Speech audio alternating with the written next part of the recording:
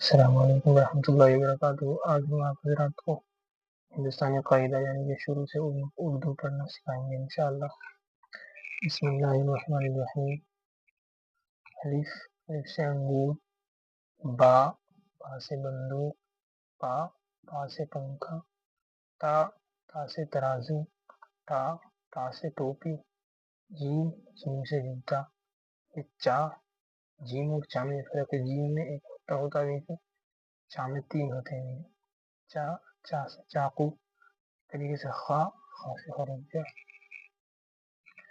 دال سے دوات،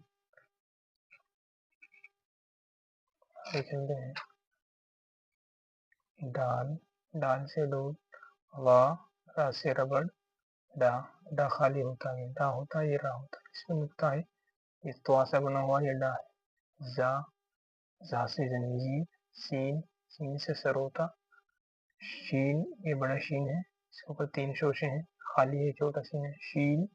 شین سے شلجم، طریقے سے غائن سے غلیل، فا سے فوارہ، قاف سے قلم، کاف سے کرسی، چھوٹا کاف سے، گاف سے گنا، لام سے لٹو، میم سے میز، نون سے نل، واو سے ورق، ہا سے ہاتھ، یا سے یکا، یہ بھی یہ دونوں یا ہوتی ہے۔ اسی طریقے سے انشاءاللہ کل کو اگلے سبق کو پڑھائیں گے۔ امید ہے کہ حضرات سمجھ لیں گے تو مجھے کمنٹ میں کر کے بتائیں کہ کیا سمجھ میں آیا، کیا سمجھ میں نہیں آیا، پھر ہم آپ حضرات کو آگے اسی طریقے سے سمجھاتے رہیں گے انشاءاللہ۔ السلام علیکم ورحمۃ اللہ۔